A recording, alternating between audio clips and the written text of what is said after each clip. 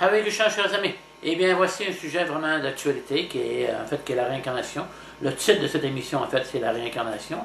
En fait, beaucoup de gens pensent que la réincarnation, c'est un phénomène, je voudrais dire, c'est quelque chose de religieux. Mais ceci n'a absolument rien à voir avec la religion. Hein?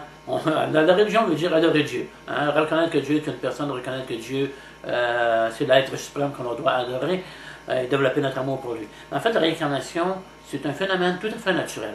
Hein? On change de corps, vie après vie. Vie après vie, on prend un nouveau corps. Je vais vous présenter tout à l'heure un film qui va me donner une bonne idée que la réincarnation existe aussi sur les insectes. Hein? On sait tous que la chenille change en papillon. Ça, c'est la réincarnation.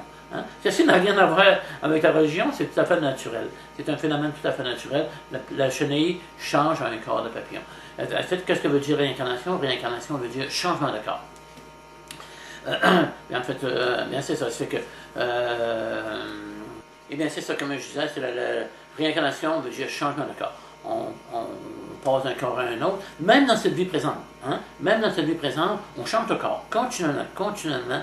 En fait, on sait qu'on a eu un corps de petit bébé quand on était petit. Mais où est ce corps-là? Il est complètement disparu. Hein? Ce petit corps de bébé-là n'existe plus, il est complètement disparu. C'est même prouvé qu'à tous les 7 ans, toutes les cellules de notre corps changent entièrement, complètement.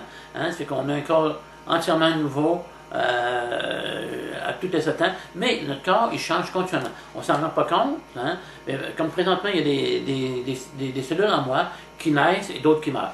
Donc, mon corps n'est plus identique d'une seconde à l'autre, d'une fraction de seconde à l'autre. Hein? Fait qu'il y a un changement continuel, mais on ne s'en rend pas compte. Un petit peu comme autrefois, on voyait les bobines de films, on voyait des images l'une après l'autre, elles ne semblaient pas changer. Hein? Mais elles changent. Hein? Si on a fait tourner on voit que les images changent.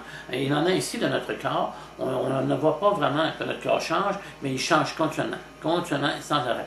Hein? Ça, c'est vraiment ça que le processus le processus de réincarnation. Hein? Et puis, si notre corps change continuellement, sans arrêt, il serait tout à fait logique de penser qu'au moment de la mort, on va prendre un nouveau corps. C'est qu'au cours de cette émission, je vais vous présenter, justement, comme je vous disais tout à l'heure, un film sur les insectes, un autre film je vais expliquer plus en profondeur, un autre film qui va expliquer plus en profondeur le processus de réincarnation directement de la Bhagavad Gita. Je vais donner un petit discours sur ce phénomène-là. Et aussi, bien vers la fin, bien, on va présenter aussi le changement quand on prend un nouveau corps, qu'est-ce qui arrive? Qu'est-ce qui en est de ce nouveau corps-là, du processus dans le ventre de la mère? Hein? En fait, j'espère que ça va être très intéressant, je le suppose. Et puis, en fait, parce que c'est quelque chose vraiment, en fait, c'est intéressant la réincarnation à connaître. Mais encore une fois, ceci n'a rien à voir avec la religion. Hein? Qu'est-ce qu'on enseigne à la conscience de Krishna? Bien, en fait, pour comprendre vraiment la conscience de Krishna, il faut comprendre le processus de réincarnation. Il y a bien des religions qui existent, mais qui n'acceptent pas la réincarnation. Hein? Pourtant, quand on accepte la réincarnation, quand on comprend que la réincarnation existe vraiment, en fait, toute notre vision change. Hein? Fait qu'on reconnaît que cette vie ici présente, hein, est temporaire et qu'on va en avoir une autre dans la prochaine et on va en avoir des millions et des millions d'autres si on ne fait pas attention encore. Hein, souvent les gens, ça peut les réconforter que de savoir qu'on est éternel, qu'on ne meurt jamais, mais il faut vraiment aussi, c'est pas si facile que ça de passer d'un corps à un autre. Hein. C'est un phénomène tout à fait désagréable. Hein. C'est pas vraiment une situation agréable de changer de corps, de mourir et de renaître, Et à chaque fois, aller dans une nouvelle famille, on ne sait pas où on va aller. Et puis, bien, c'est ça. On a eu des vies antérieures, beaucoup de vies, probablement des millions de vies antérieures, et on les a oubliées. Hein, à quoi ça donne? Ça donne de passer d'une vie à l'autre si on les oublie. Hein? Fait qu'il faut, donc, pour comprendre. En fait, aussi, en même temps, on a l'impression, en fait, qui est vrai aussi, cette impression-là n'est pas fausse, qu'on est éternel, hein? Qu'on ne mourra jamais. Bien ça, c'est vrai qu'on ne mourra jamais. Mais on change de corps. Notre corps, il change continuellement. Mais on sait que, comme j'allais dire tout à l'heure, on a eu un corps de petit bébé, on a eu un corps d'adolescent, d'adulte, de vieillard, et ainsi de suite. Fait que les corps, ils changent, mais la personne à l'intérieur reste toujours la même. Elle reste toujours la même. Donc, on est différent de ce corps. Hein? On est autre chose que ce corps-là qu'on a pensé être depuis notre naissance. on est différent de ce corps-là.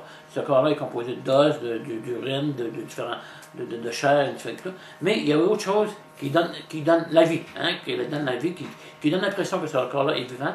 Mais en fait, ce corps-là est mort. Hein. Sans la présence de l'âme, là, le corps va tomber à terre et il ne veut plus réagir à aucune. On aura beau le pincer, lui donner des coups de pied dessus, lui donner des claques en pleine figure, ça ne va rien changer parce que le corps, il n'y a plus de la personne qui vit à l'intérieur de ce corps-là, n'est plus présente dans ce corps-là.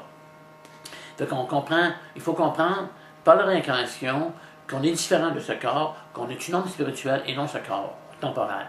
Hein? Comme je disais tout à l'heure, ce corps temporaire va durer un certain temps, quelques années, mais aussi au moment de mort, on va en prendre un autre. À chaque fois, on fait l'erreur de s'identifier à ce corps-là. Hein? Toutes les gens en ce monde ici, à l'exception de quelques personnes, comprennent qu'on est différent de ce corps. Hein? Fait que, comme je disais aussi tout à l'heure, c'est qu'on comprend qu'on est différent du corps, ben, toute notre façon de penser change complètement. Notre façon de penser change complètement. On n'en pense plus de la même façon. Hein? C'est ça qu'il faut comprendre. C'est ça que la conscience de Krishna nous donne, d'apprendre. Hein? Il vient nous donner de comprendre qu'on est différent de ce corps-là, et puis de changer notre vie, et de retourner dans un monde où la réincarnation n'existe plus. Parce que la mort n'existe plus, qui est la mort spirituelle. Hein? Que quand la mort n'existe plus, donc la réincarnation n'existe plus. Ça fait qu'on a un corps dans le monde spirituel. Nous avions un corps, lorsque nous étions dans le monde spirituel, nous avions un corps, hein, qui était spirituel. Mais pour différentes raisons, parce qu'on on a une certaine indépendance, on a choisi de venir dans ce monde ici. Hein, parce qu'on est devenu en vue de Krishna, bien, on a été envoyé dans ce monde ici, qui en fait qui est une prison. On appelle la prison du monde matériel. C'est ça que je vais vous expliquer par différents films. On va approfondir vraiment ce sujet-là, qui est la réincarnation. Et puis, bien, en tout cas, ça va vous procurer quelque chose de vraiment, vraiment intéressant. Vous allez comprendre vraiment bien qu'est-ce qu'il y en est de ce phénomène qu'est la réincarnation. Ah ouais, ok, c'est que je vous laisse écouter un film que j'ai produit il y a quelques temps, qui parle justement de la réincarnation sous les insectes. Ça va vous faire découvrir que le papillon, avant de devenir un papillon, est une chenille, puis aussi le même processus aussi sur la coccinelle, et aussi le même processus aussi sur la libellule. Hein? La coccinelle, la libellule, le papillon, avant avaient des corps différents.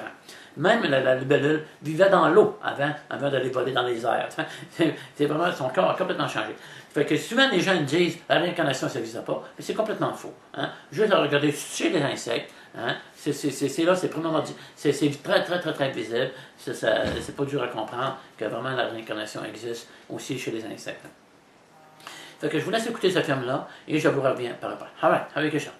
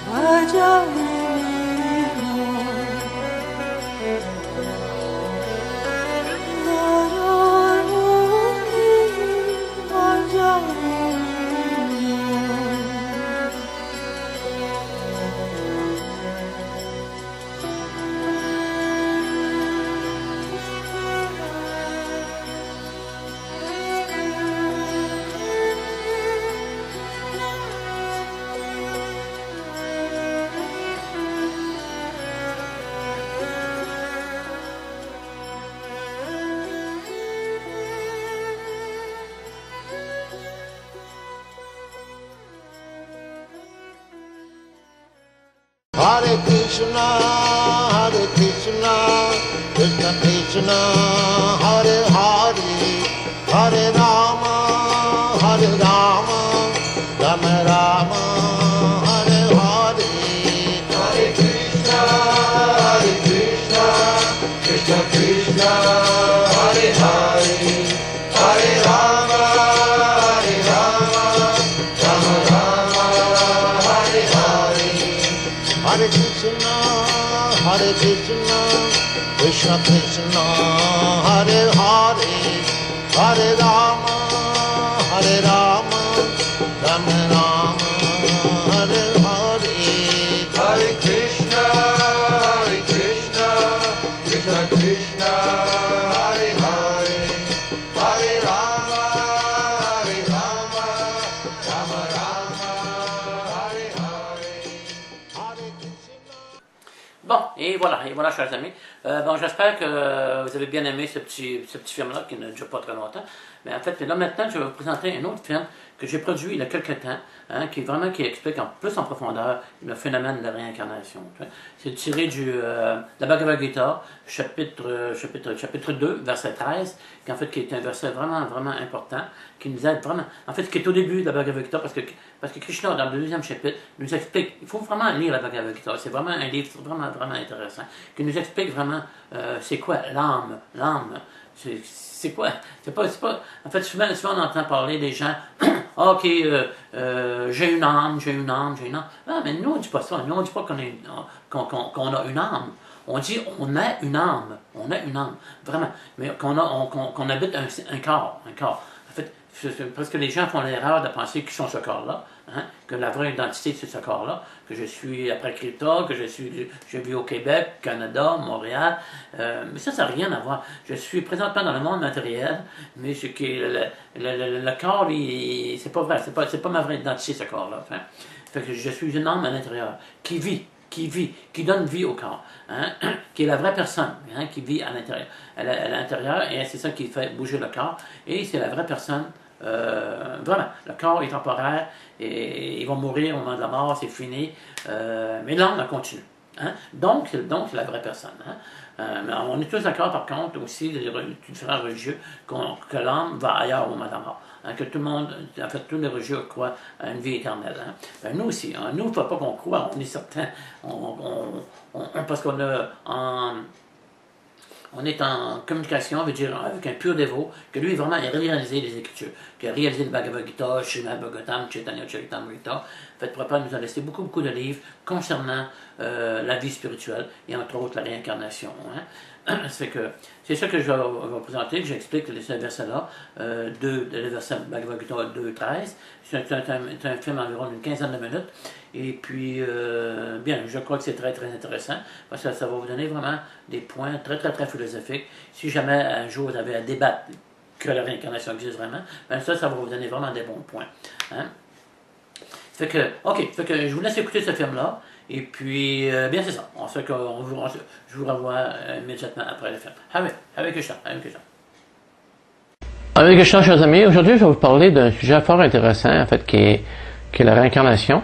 Tous les gens se posent bien des questions à ce propos. En fait, il y a un verset dans la Bhagavad Gita qui est vraiment clair à ce propos de la réincarnation. En fait, on va regarder auparavant qu'est-ce que dit le Larousse, le petit Larousse. Hein? En fait, qui dit au mot réincarné. En fait, le mot réincarnation veut dire nouvelle incarnation. Réincarné veut dire revivre sur une nouvelle apparence corporelle. Ça veut dire changer de corps. Hein? En fait, le verset dans la Bhagavad Gita, qui est le verset au chapitre 2, verset 13, qui dit Deino spen yata dehe kumaram yovanam jara tata de antara pratir de rastatra namuyati. À l'instant de la mort, l'âme prend un nouveau corps. Aussi naturellement qu'elle est passée de l'enfance à la jeunesse, puis à la vieillesse, ce changement ne trouble pas qui a conscience de sa nature spirituelle. Ici, il est vraiment expliqué qu'on passe de l'enfance à la jeunesse et à la vieillesse. Hein. C'est que quand on est venu au monde, on avait un corps de petit bébé, hein, il n'était pas plus long que ça, et puis on a eu un corps d'adolescent, on a un corps d'adulte maintenant, et éventuellement on va avoir un corps de vieillard. Ça fait on change de corps continuellement, même dans cette vie même présente. Hein. Ça fait que c'est pas que la réincarnation c'est juste au moment de la mort. Non, dans la vie présente, on change de corps. On peut pas dire qu'aujourd'hui, là j'ai un corps d'adulte, presque de vieillard, je suis quand même plus jeune, mais j'ai plus le corps de petit bébé. Le corps de bébé est complètement disparu. Le corps d'adolescent est complètement disparu. J'ai maintenant un corps d'adulte. En fait, c'est ça, mon corps est complètement changé, il s'est complètement transformé. En fait, j'ai prouvé scientifiquement aussi que toutes les 7 ans, toutes les cellules de notre corps changent complètement. Hein? C'est que on change continuellement le corps. C'est ça, c'est que on passe de l'enfance à la jeunesse et à la vieillesse, mais au travers de tout ça, on change continuellement de corps. C'est si présentement dans le corps, il y a des cellules qui naissent, d'autres qui meurent. Qui naissent et qui meurent, ça n'arrête pas, c'est continuel, ça fait que ça n'arrête pas. Là, depuis quelques instants, mon corps a déjà changé. Hein? C'est plus la même, il est plus identique il y a à quelques instants. Hein?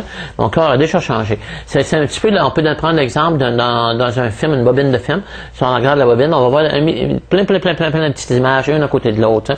Fait que c'est la même chose pour nous. On change continuellement de corps, continuellement, tac, comme ça. Hein? Fait que c'est ça qui est expliqué dans ce verset ici, c'est qu'on change de corps continuellement, même dans cette vie présente ici.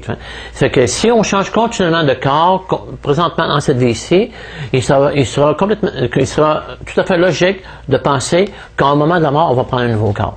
Hein, le processus est là, ça change pas. Ça change continuellement, le corps change continuellement. Ça fait qu'à un moment de la mort, parce que ce corps-là est rendu usé, il fonctionne plus très bien. C'est comme une vieille automobile. Quand elle est rendue vieille, elle donne plus ses bonnes fonctions. Fait qu'on change l'automobile. Fait qu'aussi, c'est le corps, il vieillit. Hein? C'est comme moi, je suis rendu à 59 ans, j'ai plus les mêmes capacités que quand j'avais 20 ans. Mon corps est vieilli, mon corps, j'entends moins bien, je vois moins bien, je marche moins vite quand je vais sur la rue, les escaliers, il faut que je monte plus tranquillement, je fais plus attention. Fait que mon corps use, ce corps-là use, plus on vieillit, plus il use. Et à un moment donné, il va arriver un temps où est-ce qu'il va être préférable de le changer. Alors, on va prendre un nouveau, plein d'énergie. Un corps de petit bébé, vous voyez, un corps de petit bébé, c'est plein d'énergie, ça bouge. Surtout quand il commence à marcher, là, il bouge, il n'arrête pas. Ils sont plein d'énergie. Fait que le corps, en ce moment, en fait, le corps d'un vieillard, lui, on le sait, hein. On le voit, c'est des personnes sur la rue qui sont âgées 75, 80 ans, peut-être plus même. Ils marchent tranquillement. On voit leur corps, hein. Leur corps est vraiment s'est transformé, complètement changé. Ils n'ont plus les capacités, hein. Fait qu'il est temps d'en prendre un nouveau. Mais si on regarde par contre aussi, au travers de tous ces changements de corps-là, hein, du corps de bébé, à l'adolescent, à l'adulte et à la vieillesse, on a continuellement changé de corps. Sans arrêt. Mais à l'intérieur, on a toujours été la même personne. Hein? La personne à l'intérieur du corps est donc différente de ce corps-là.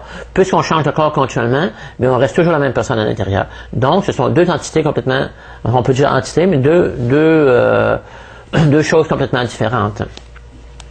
C'est que, en fait, c'est ça, c'est qu'on reste toujours la même personne, mais cette personne-là à l'intérieur, elle reste la même. On peut dire, ceci est ma main droite, ma main gauche, mes bras, ma tête, mes yeux, mon nez, ma bouche. Mais c'est qui le propriétaire de ces choses-là? Hein? C'est qui le propriétaire, le vrai propriétaire? En fait, le vrai propriétaire, c'est l'homme spirituel qui vit à l'intérieur, qui est notre vraie identité. Hein? Qui est vraiment notre vraie identité, c'est elle qui possède ces choses-là. Ce corps-là est temporaire, il va au moment de la mort, et on va tomber à terre, et on va le brûler, il n'existera plus. Mais la personne qui est à l'intérieur, elle continue. Et elle va prendre un nouveau corps. Et un nouveau corps, et un nouveau corps. Tant que c'est toujours qu'elle va décider, ok, là, je suis fatigué là, de prendre des corps, je suis fatigué, je suis tanné de mourir, je suis fatigué de mourir, je suis tanné de renaître, en fait, dès qu'on a un corps matériel, on doit premièrement venir au monde, hein, on doit, au cours de notre vie, on doit être malade, on doit vieillir et on doit mourir. Ça, c'est les vraies 4 misères du monde matériel. Hein. Naissance, maladie, vieillesse et mort. Fait, ce que propose la conscience de Krishna, c'est d'arrêter ce cycle-là. C'est arrêter le cycle des naissances et des morts sans fin. Hein? Fait qu'on on meurt, on renaît, on meurt, on renaît, on meurt, on renaît, on meurt, on renaît pour des millions et des millions de vies. On a passé au travers de millions de vies présentement. Fait qu'on est là depuis très longtemps. Et si on veut, si on ne suit pas le processus, donc on va continuer à renaître, mourir, renaître, mourir, renaître, mourir. Pourquoi? Parce qu'on est éternel. Hein? L'âme est éternelle. Il est dit dans la Bhagavad Gita, l'âme est éternelle, indestructible et sans mesure. Seuls les corps qu'elle emprunte sont sujets à la destruction. Les corps, ils se détruisent, hein? Ils sont temporaires, ils sont pas permanents, mais l'âme, elle, est éternelle. Elle habite ces corps-là et elle continue. Hein? Elle va toujours avoir à prendre un nouveau corps. Fait que c'est ça qu'on propose dans la conscience de Krishna, arrêter le cycle des morts sans fin. Hein? Fait que quand on remet dans un corps de mère, hein, c'est pas tellement agréable. C'est qu'on est dans un petit espace très restreint, il fait noir, on a faim, on a soif, on n'a aucune défense, on est vraiment sans défense, en fait, c'est ça. Ça fait qu'on doit passer 9 mois dans cette situation inconfortable, on prend naissance, et au moment de la mort, ben, on recommence encore. On retourne dans le ventre de la mère, et on va continuellement souffrir perpétuellement comme ça. Fait que c'est encore une fois, mais qu'est-ce qu'on propose, la conscience de Krishna propose, c'est d'arrêter ce cycle des morts et des renaissances. C'est de retourner dans le monde spirituel, là où la naissance, la maladie, la vieillesse et la mort n'existent pas, où on a vraiment conscience qu'on est une entité vivante, on est complètement conscient qu'on est une âme spirituelle, dans un vrai corps qui est spirituel. En fait, originalement, on avait un corps qui est spirituel, et ce corps matériel recouvre maintenant ce corps que nous possédons encore, mais la conscience de Krishna nous fait découvrir qui on était vraiment. Elle réveille notre conscience. Il nous fait reprendre notre vraie forme, qui est la forme spirituelle. Et dès qu'on reprend cette conscience-là qu'on a perdue, bien là, à ce moment-là, on peut retourner dans le monde spirituel et y vivre continuellement. En fait, la conscience de Krishna, c'est pas quelque chose de dogmatique ou quelque chose de sentimental, c'est une science. C'est la science de la réalisation spirituelle, la science de la réalisation de Dieu. Tu vois. Qu'est-ce que je vous parle là? Ce sont on parle pas de religion maintenant. Je parle pas de religion. Je parle de réincarnation. Réincarnation, c'est quelque chose qui est naturel. Hein? C'est quelque chose qui est naturel. On change de corps continuellement. C'est pas religieux, ça. Mais en fait, c'est ça.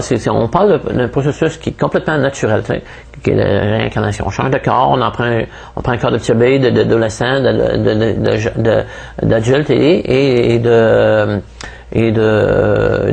vieillard.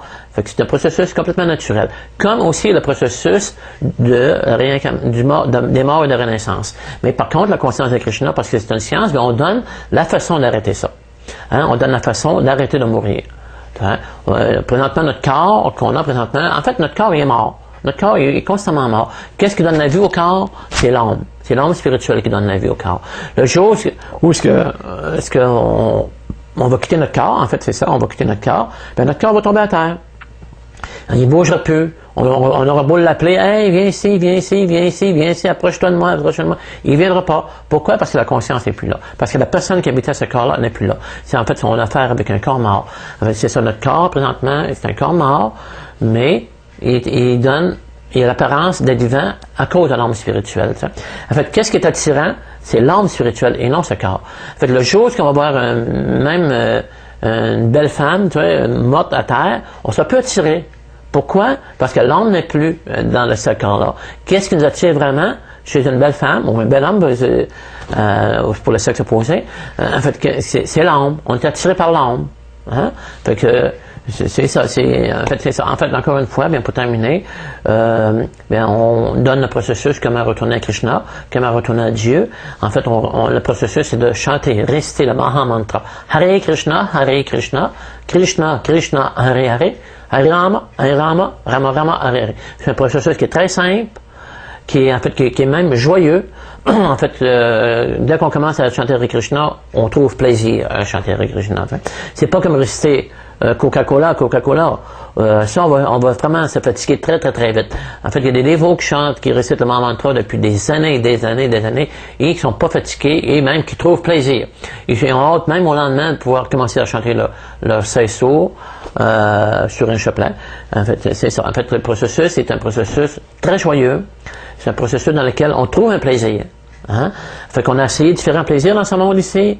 On n'est pas satisfait. Pourquoi? Qu'est-ce qui prouve qu'on n'est pas satisfait? Parce qu'on doit toujours recommencer les mêmes plaisirs. C'est un petit peu mâché de déjà mâché.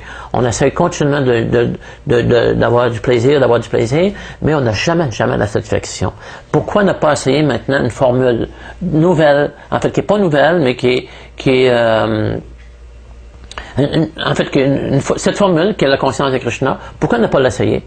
Hein? Qu'avez-vous à perdre? Il n'y avait absolument rien à perdre. En fait, il y a des milliers et des milliers de dévots à travers le monde qui chantent Hare Krishna et ils n'arrêtent pas. Pourquoi? Parce qu'ils ont eu plaisir à le faire. Hein? Parce que ça donne vraiment la vraie bonheur à l'âme. Hein? La vraie bonheur à la vraie personne. En fait, c'est ça qu'on découvre, qui on est vraiment et où on doit vivre. En fait, on est un petit peu comme un poisson en dehors de l'eau. Un poisson en dehors de l'eau n'est pas heureux. Il souffre continuellement. En fait, c'est notre situation présentement dans ce monde. En fait, si on doit renaître et mourir continuellement, c'est pas tellement agréable. Hein? Qui aime mourir? Qui aime vieillir? Qui aime être malade? Et qui aime reprendre naissance? Personne n'aime ça. Hein? Si je vous disais aujourd'hui que vous allez mourir, là, comment vous réagiriez-vous? Hein? Vous ne seriez pas content, vous seriez vraiment en anxiété. Personne n'aime ça, mourir. On a beau dire, non, c'est pas grave, ça prend 2 secondes, ça va se passer très vite. Non, c'est pas tout à fait vrai. C'est sûr que c'est pas long mourir, mais on n'aime pas ça. On n'aime pas ça. Changer de corps, laisser nos amis, laisser notre compte en banque, laisser toute notre maison ou auto, toutes ces choses-là dans lesquelles on a travaillé dur sur durement. Hein? On n'aime pas ça, c'est laisser ça là. Puis en fait, laisser notre corps. Hein? On veut, on est attaché à notre corps, on s'est toujours identifié à notre corps, puis on n'aime pas ça, c'est pas naturel. Hein? C'est pas normal de mourir, on n'aime pas ça, c'est pas agréable. Ça fait que nous, on donne un processus pour arrêter ces choses-là. Naissance, maladie, vieillesse et mort. Donc, vous avez la formule, hein? Cette formule nous a été donnée par Srila Prabhupada, qui est venu il y a quelques années, nous donner cette formule, nous enseigner comment retourner à Dieu. Donc, elle est là, hein, vous avez juste à chanter Hare Krishna. C'est ça, la formule. Vous voulez retourner dans le monde spirituel? Récitez le mantra. Hare Krishna, Krishna Krishna, Hare Hare, Hare Rama, Rama Rama, Hare. Vous avez la formule maintenant. Fait qu'au moment de la mort, hein, si vous l'avez pas mis en pratique, vous allez vraiment, vous allez vous dire, j'aurais donc dû chanter Hare Krishna. Mais là, on vous le donne. C'est fait, ça y est, là, vous avez le secret. Vous avez le secret pour retourner à Dieu, donc prenez-le, utilisez cette formule-là. Et vous verrez, vous allez être heureux. Hein? C'est certain d'être heureux. Parce que c'est le vrai bonheur. On découvre une autre conscience, qui est la conscience spirituelle. On a eu une conscience matérialiste, on sait, on essaie toujours de posséder, de jouir au maximum de ce monde, de ce corps. Fait que là, on vous donne une nouvelle formule. Hein, on vous donne quelque chose d'un grand joyau, un grand trésor. Donc, mettez-le en pratique. Chantez Hare Krishna et soyez heureux. Hare Krishna.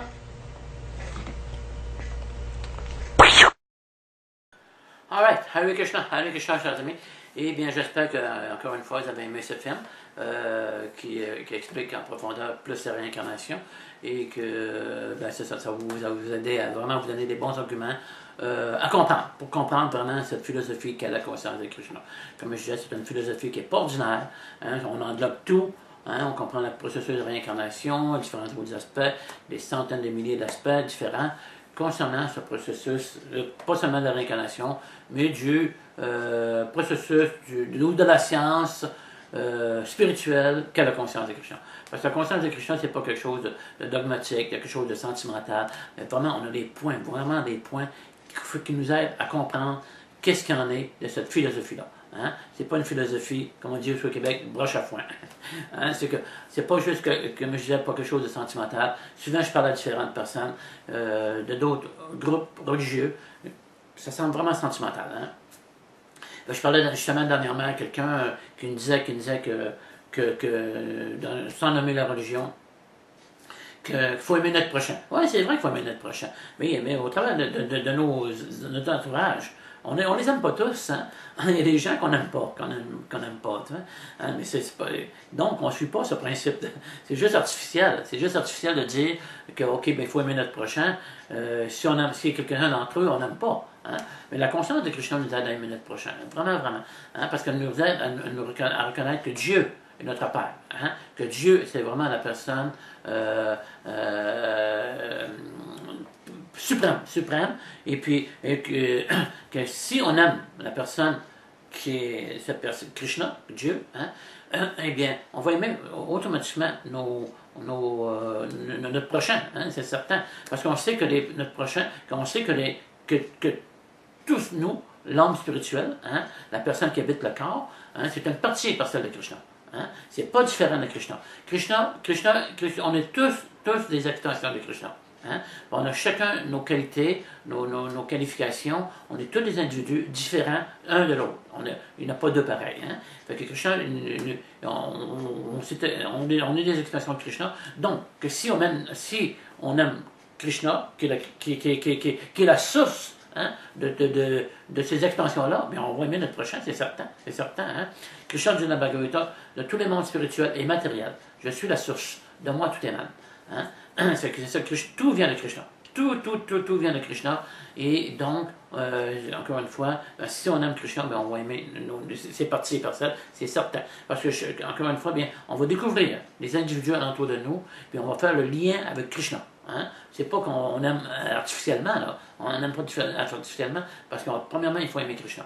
Donc, puis on a un processus qui existe, qui enseigne comment aimer cette personne-là sur le front.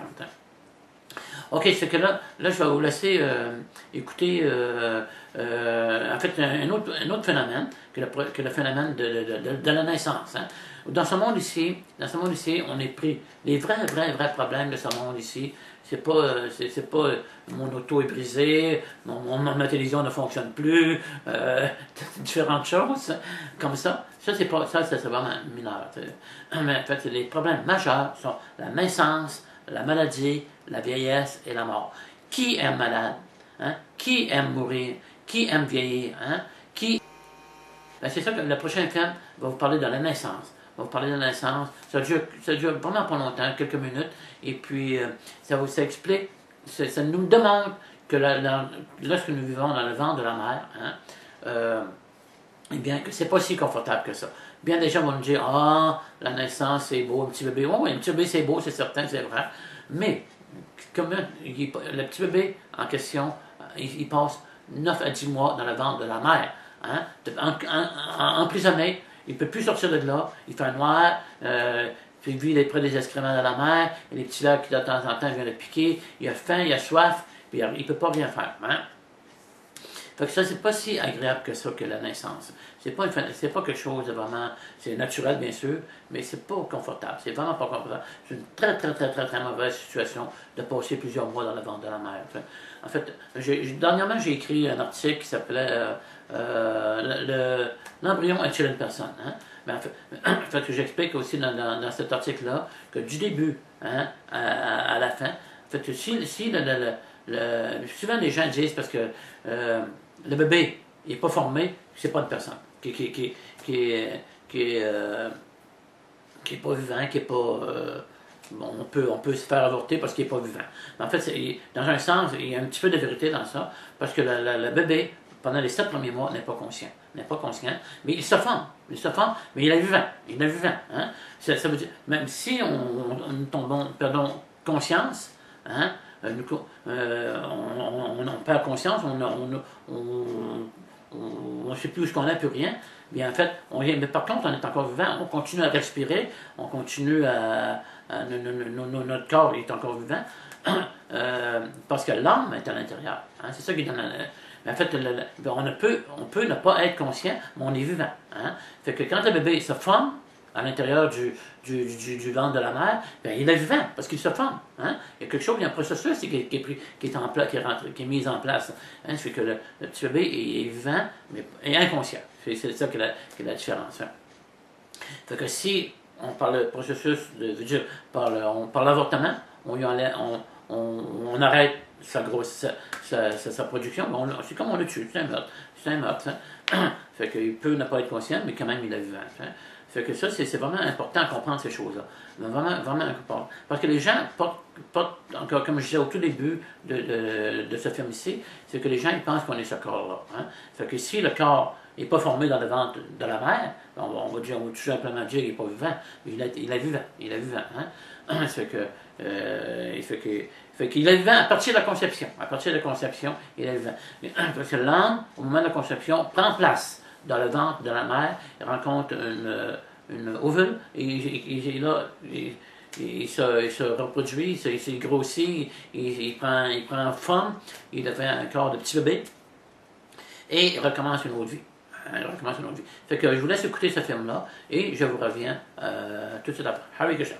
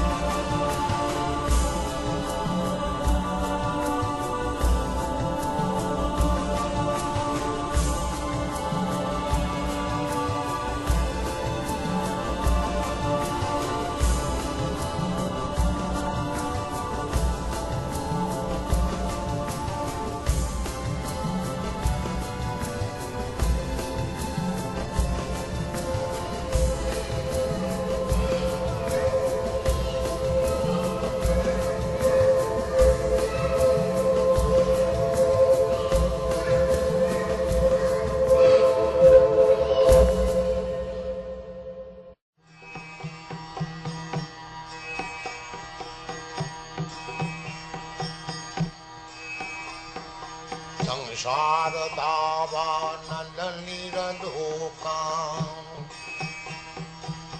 Tanaya Karuna Ghanaganatyam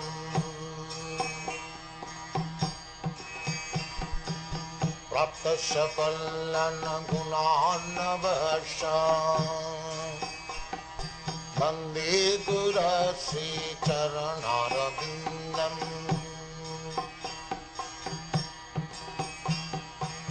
Mahaprabhu Kirtana Nitya Gita Baditramadyanmana Sorasena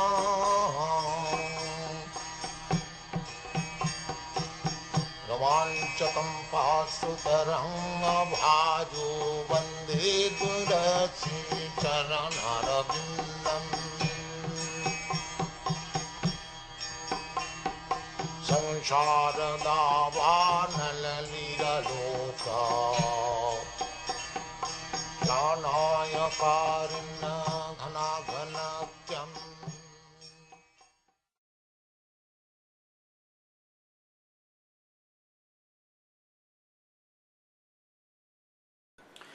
Et voilà, chers amis, ça fait que j'espère que ce petit film-là vous a aidé à comprendre mieux que cette situation-là dans le vent de la mer est vraiment une situation inconfortable. C'est vraiment pas quelque chose d'agréable.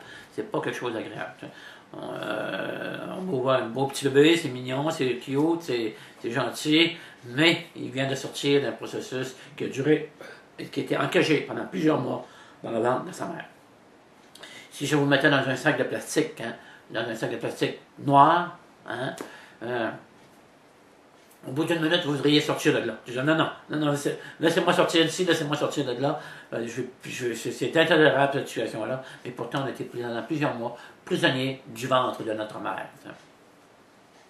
C'est ça. Là, je vous ai expliqué qu'est-ce qu'il y en est de la réincarnation, mais aussi, en fait, c'est pas quelque chose d'agréable. De naître, de mourir, de naître et de mourir. Vous appelez ça le samsara, le phénomène du processus de changement de corps. Le changement de corps. Le changement de corps, c'est pas très agréable. C'est comme tout à l'heure, on a regardé la chenille qui changeait de corps. La chenille dort pendant quelques jours avant de prendre un corps. Elle était consciente pendant qu'elle est dans le petit cocon, et pendant que dans le petit cocon, bien, elle change de corps. Il devient un corps de papillon. Mais elle dort. La chenille dort. Elle n'a plus connaissance, mais pendant ce temps-là, son corps se transforme. Ça fait que c'est la même chose pour nous. Pendant plusieurs mois, nous restons dans le corps de la mère. Nous sommes inconscients pendant 7 mois, comme je disais tout à l'heure. C'est pas quelque chose d'agréable. On n'a pas le goût. On n'a pas envie de... quand on meurt, on n'a pas envie de perdre nos amis. On n'a pas envie de perdre nos possessions. On n'a pas envie de perdre toutes nos relations, parents, enfants, peu importe. On n'a pas envie de ça. Parce qu'on est attaché. On s'attache à tout cet entourage-là, de possession. On devient attaché. Et puis, on n'a pas envie de tout les laisser. Et la mort, c'est pas quelque chose de vraiment agréable. Souvent, je donne l'exemple de ma mère.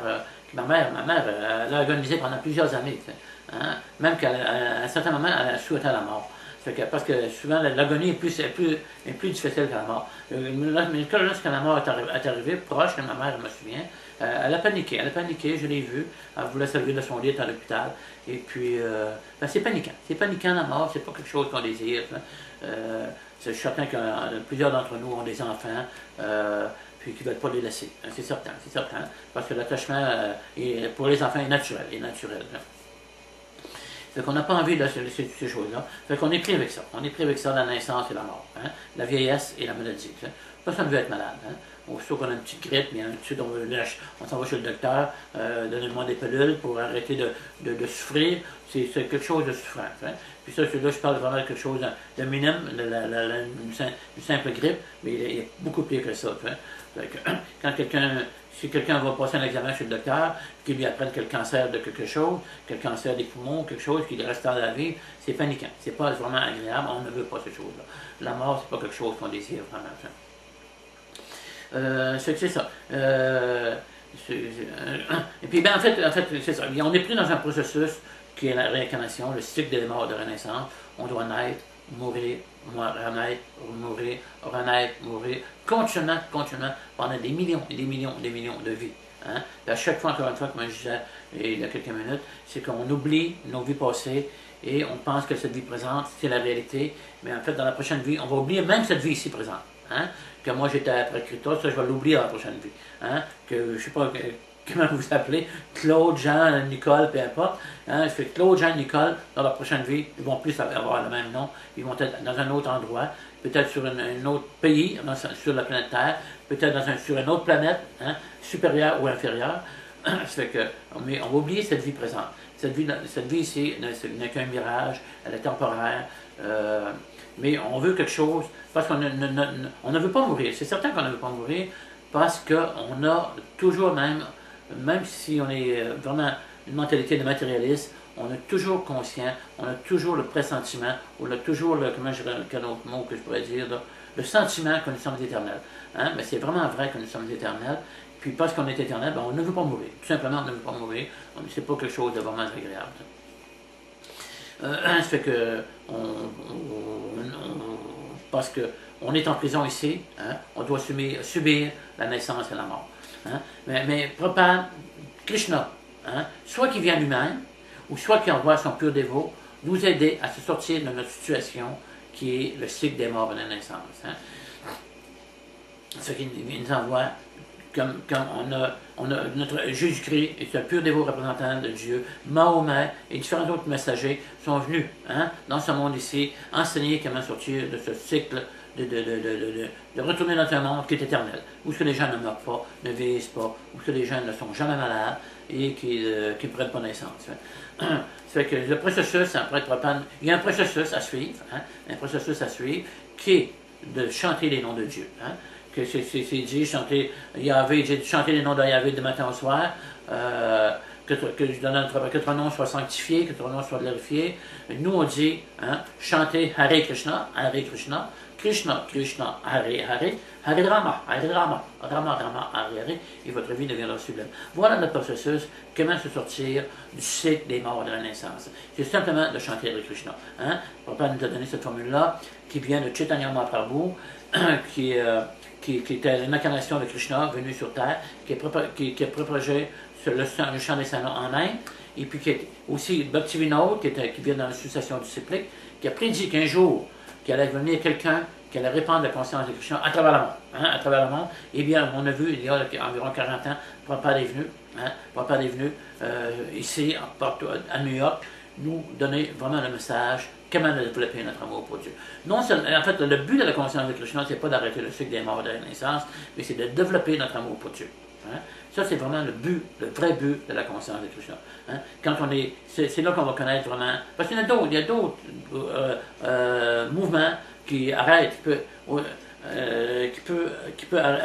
qui recherchent à arrêter le processus de réincarnation, mais les autres, ils veulent s'en aller dans un vide. Hein? Ils veulent aller dans un vide, et nous, c'est pas ça qu'on veut. On arrête le processus de réincarnation, on veut continuer à vivre, on veut aller dans un endroit où il y a beaucoup de variété. Hein? Quand il y a beaucoup de variété dans un endroit, ben on est heureux. Hein? On aime ça quand les choses bougent, on ne veut pas aller dans quelque chose où il n'y a rien qui existe. Hein? On veut aller, on aime, si je vous mettais dans une chambre, assis sur une chaise, avec rien autour de vous, hein? Au bout de quelques jours, vous voudriez sortir de là. C'est certain que vous voudriez sortir de là. Hein? Quand les gens vont en prison, qui sont mis en isolation, c'est pas quelque chose d'agréable. C'est une punition. C'est une punition. En fait, c'est sûr que les gens qui vont dans on appelle ça il y en a certains qui appellent ça le Nirvana, Brahmadyuti. En fait, c'est des endroits où on ne souffre pas, vraiment, mais qu'il n'y a pas de plaisir. Il n'y a pas de plaisir. Hein? Hein? On a du plaisir, c'est avec les gens qu'on a du plaisir. Hein? Ça prend du monde autour de nous. Là, on devient heureux. Quand il y a beaucoup de variétés, beaucoup d'actions, beaucoup de changements, qu'il y a toujours quelque chose qui se produit. Puis quand on est en amour avec la personne qui a tout créé ça, bien là, on est vraiment heureux. Hein? C'est ça que la conscience de Krishna donne. En fait, les dévots de Krishna, on renonce à certaines choses, mais en fait, on renonce pas. On veut découvrir vraiment c'est quoi la vraie jouissance. On veut jouer en compagnie de Krishna, on veut jouer en compagnie de ses compagnons, compagnes. C'est ça que la conscience de Krishna nous donne. Comment développer notre amour pour Dieu, et il est dans un monde où il n'y a pas de naissance, de maladie, de vieillesse et de mort, et il se contente complètement en amour avec Krishna. Puis aussi, c'est dit que dans le monde spirituel aussi, on peut continuer à faire de l'avancement spirituel. L'avancement spirituel, ça veut dire aimer davantage Krishna et d'aimer de plus en plus Krishna. Fait que quand notre amour augmente pour une personne, on est heureux, on est vraiment, on fait vraiment bien. On fait que c'est vraiment, on est en bonheur, mais ça, en fait, c'est ça, c'est quand on est avec Krishna et qu'on n'en a pas, on veut que ce bonheur-là, et on le voit ce bonheur-là grandir et grandir et grandir, en étant parfait bonheur. Ben, c'est ça que Prabhupada est venu nous donner. Hein? Puis là, je vais vous faire écouter justement le membre de travail chanté par Srila Prabhupada avec un petit arrangement agréable à voir. Hein? Et puis, bien, c'est ça. Fait que, alright, ok, je vous laisse écouter ça, et puis, bien, je vous reviens immédiatement après. Hare Krishna, Hare Krishna. Hare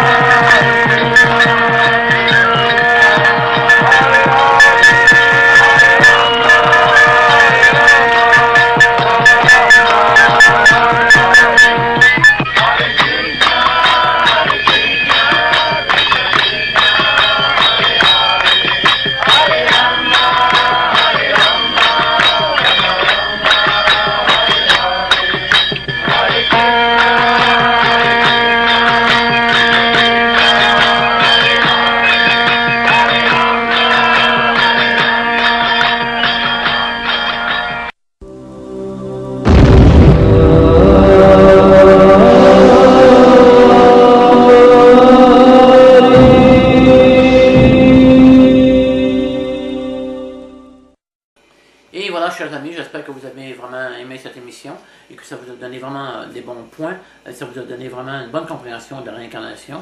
Il y a d'autres sujets qu'on va développer au fil du temps.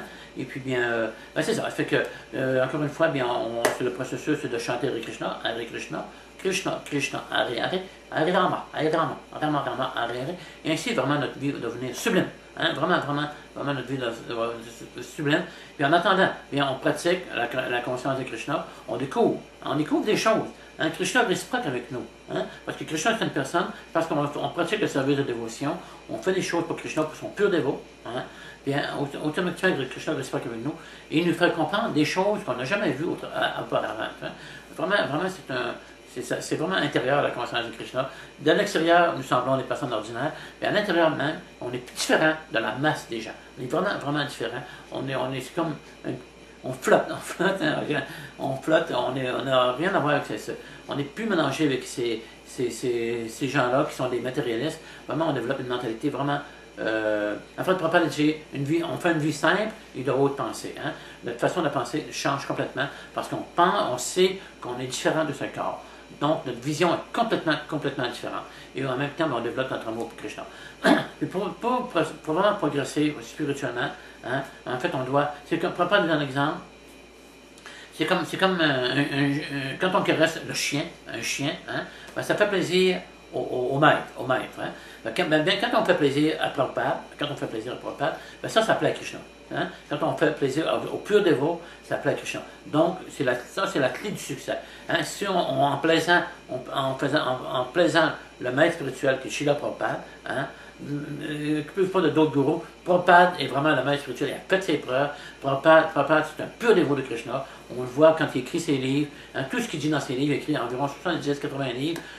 On voit vraiment qu'il est une personne qui n'est pas une personne ordinaire.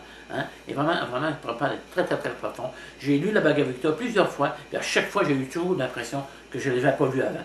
Mais il y a des choses qui me restent, je veux dire, mais c'est parce que la conscience de Krishna est vraiment les livres de Prabhupada sont vraiment d'une profondeur immense, qu'on a toujours l'impression que les livres de Prabhupada sont toujours nouveaux. Puis la conscience de Krishna, c'est pas quelque chose d'ennuyant. Hein? On chante de Krishna, hein? On a des amis dévots, et puis on mange la meilleure nourriture au monde, on a les meilleurs livres au monde, des livres, vraiment, nos livres, les livres que Prabhupada a écrits, ils sont vraiment beaux. Et puis qu'est-ce qu'il y a à l'intérieur?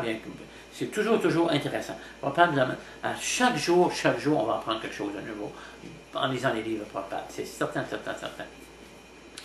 En fait, c'est ça que je termine ici, et puis je vous souhaite de progresser spirituellement le plus rapidement possible, et puis de retourner à Krishna le plus rapidement possible, puis en fait, que Krishna vous donne la grâce, vraiment, le pouvoir de pouvoir continuer dans la conscience de Krishna et d'approfondir cette philosophie.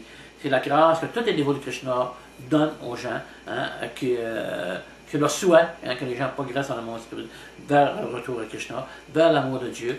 En fait, c'est ça, comme Srila Prabhupada est venu ici nous donner cette grâce-là. Hein? C'est pas quelque chose c'est quelque chose que Prabhupada est venu nous donner. Et maintenant, on l'a, hein? On a juste maintenant. C'est comme une fortune. Hein? C'est comme une fortune. Hein? Avec un certain montant d'argent, on peut la faire fructifier, cette fortune-là. Hein? On peut la faire fructifier. Fait que la fortune que Prabhupada nous a donnée, hein, c'est le mouvement pour la conscience de Krishna, c'est vraiment cette philosophie, et puis le changement mantra. Hein? Mais aussi, comme n'importe quelle fortune, on peut faire fructifier ça. Hein? On peut la faire fructifier. On ne la laisse pas latent. En chantant avec Krishna, hein, et en améliorant le changement mantra, hein, puis en améliorant notre service de dévotion, bien, notre conscience va continuellement changer, et toujours pour le meilleur. Hein, ça, c'est certain. Fait que ça, c'est ça qui s'en vient pour nous, de retourner dans un monde, encore une fois, que la naissance, la maladie, la vieillesse et la mort n'existent pas. Ce monde, c'est le monde spirituel, en compagnie avec Krishna. Papa déjà, on est venu dans ce monde ici, étape par étape. Maintenant, on doit en sortir étape par étape. Hein?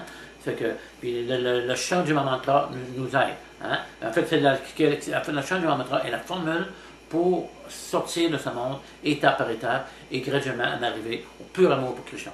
Hein? Comme Prabhupada, lui, vraiment, il aimait son prochain, parce qu'il est parti de l'Inde en bateau pendant 30 jours, il est allé à New York, assis au côté d'un arbre, et puis il a chanté le mantra au pied de l'arbre, il a développé un immense mouvement qui est la conscience de Krishna, qui s'est répandu comme une traînée de poudre à travers le monde.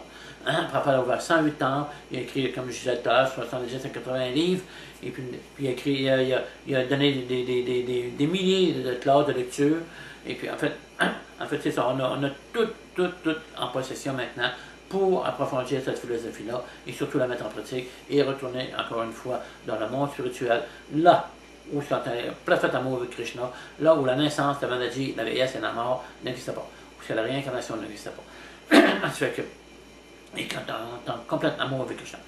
C'est là que le vrai bonheur, c'est ça que je vous souhaite, et je me le souhaite à moi-même aussi, parce que je suis aussi une âme conditionnée, mais qui met en principe, qui met en pratique le processus du Bhakti Yoga, que le service d'amour a offert à Krishna par le chant du mantra Hare Krishna, Krishna Krishna, Hare Hare, Hare Rama, Rama Rama, Hare Hare. Chantez Hare Krishna et votre vie deviendra sublime. Hare Krishna et à bientôt. À une prochaine émission. Hare Krishna.